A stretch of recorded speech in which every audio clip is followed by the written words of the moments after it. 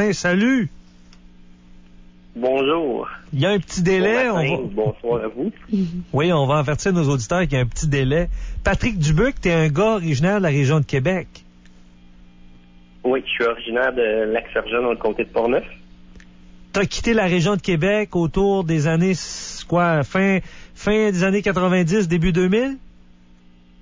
J'ai quitté, en 99, lorsque j'avais 19 ans pour la première fois. J'ai quand même trotté beaucoup. Je suis revenu quelques fois au Québec. J'ai quitté pour la dernière fois pour l'Australie. Ça fait maintenant un an que je suis établi ici. Un peu plus d'un an que je suis établi ici. Bon, on quitte pas le Québec. Patrick, on ne quitte pas le Québec parce que on n'aime plus la poutine ou parce qu'on veut manger du kangourou.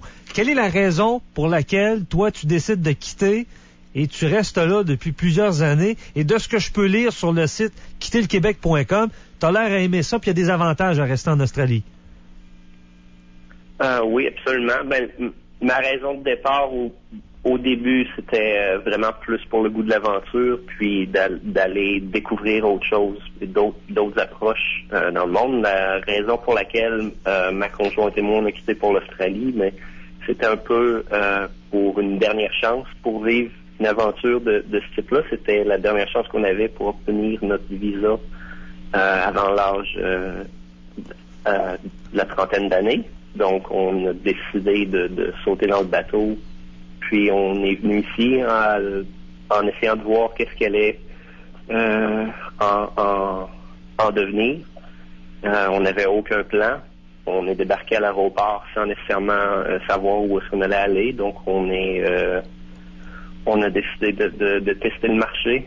Finalement, ça s'est bien déroulé. Donc, on est bien établi maintenant. Puis, la vie est assez tranquille et relaxe, dans le fond.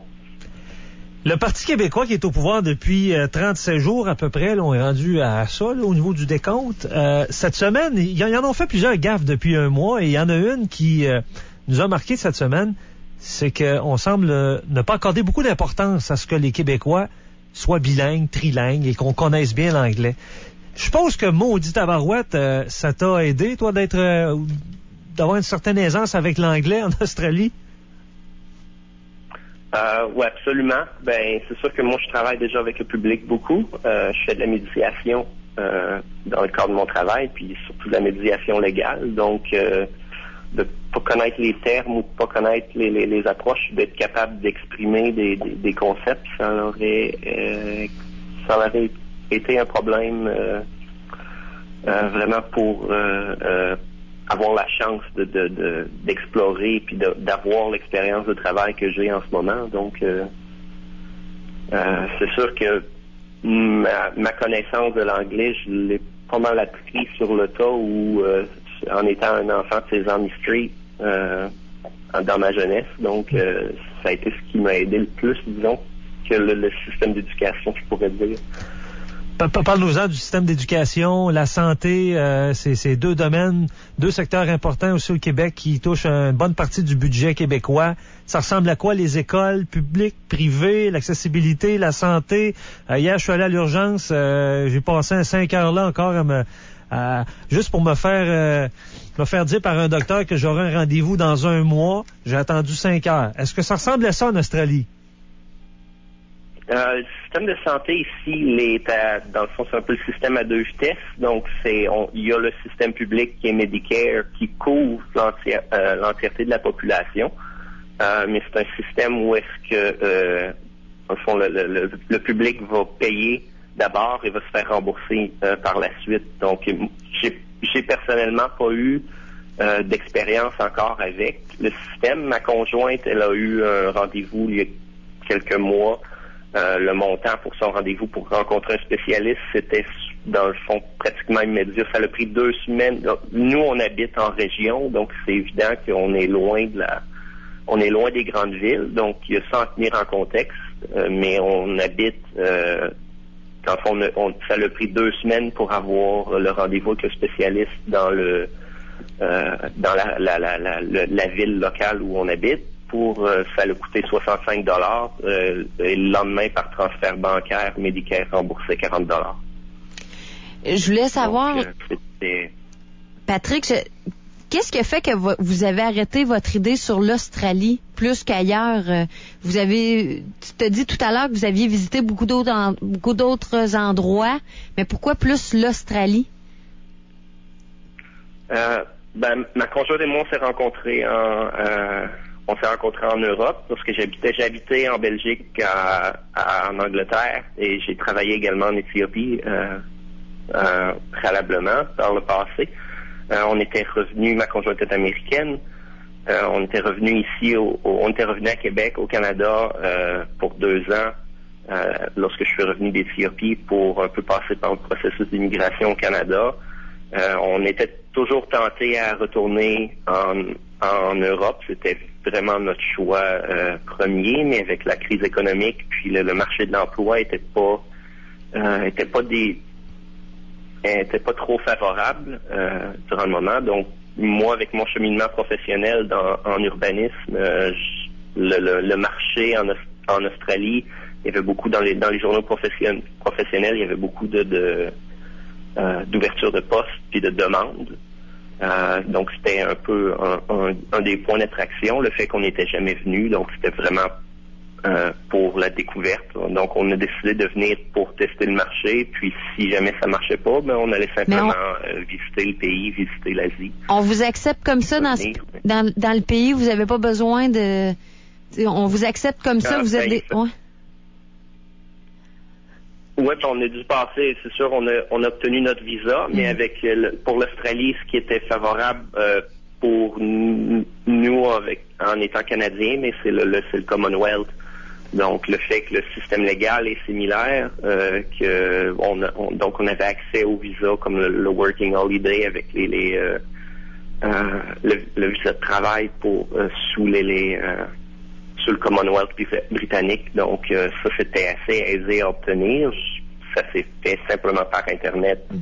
On passe un visa que j'ai obtenu en 4 jours.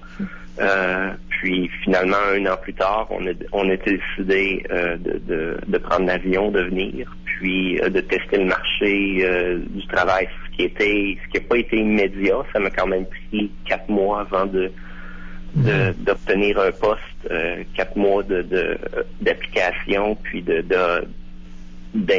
d'entrevue. Mais finalement, j'ai eu ma chance pour une municipalité dans le nord de l'État. Puis, justement, mes collègues de travail sont écossais, irlandais.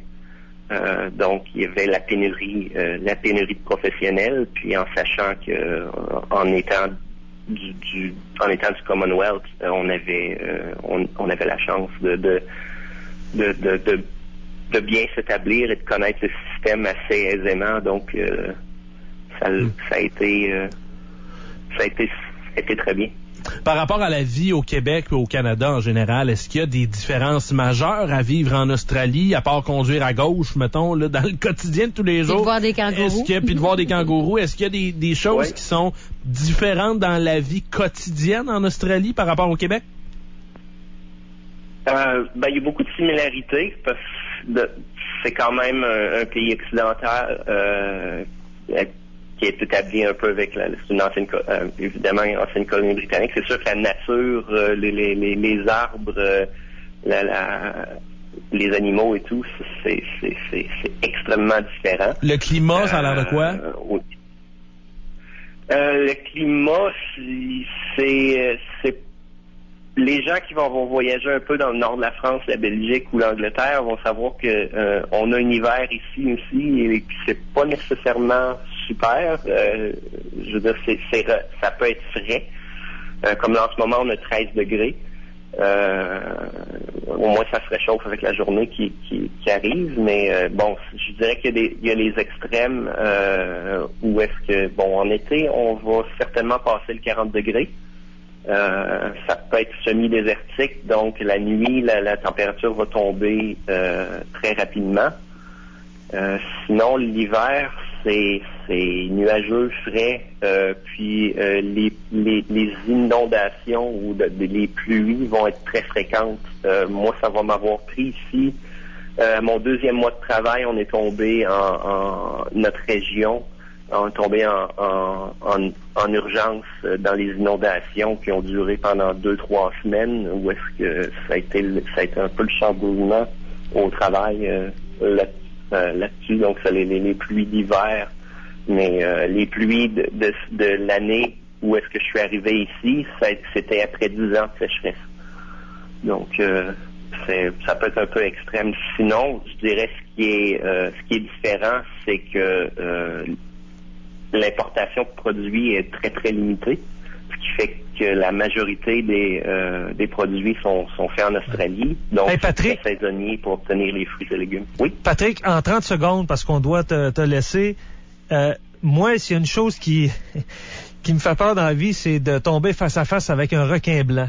Et souvent, quand on regarde à la télé des reportages, les grands blancs, le Great Shark, c'est souvent en Australie. Est-ce que c'est populaire? Est-ce que ça fait peur aux gens qui sont sur la plage? Est-ce que vous en voyez? Est-ce que c'est une légende urbaine?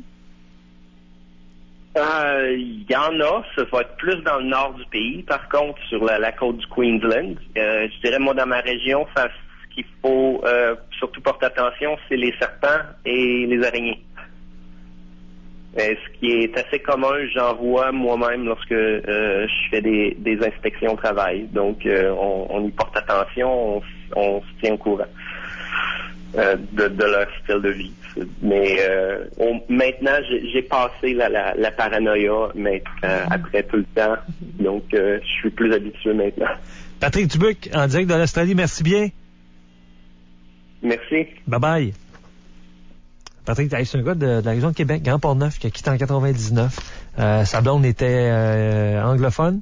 Américaine. Mm-hmm. Puis pas possibilité ici de trouver de la job. Pas possibilité. Ben non, c'est quasiment, ça a l'air que c'était pas facile, parce qu'elle parle anglais. Alors, c'est ça. On a décidé de sacrer le camp. Bon, tu vois que le PQ a raison. Oui, c'est ça. On va continuer avec le PQ, là. On va y sacrer d'avoir encore plus. Martine. J'ai un certificat cadeau de 50$ valide à la boutique, la nouvelle boutique Spirit Halloween, située au 2819 avenue Saint-David à Beauport.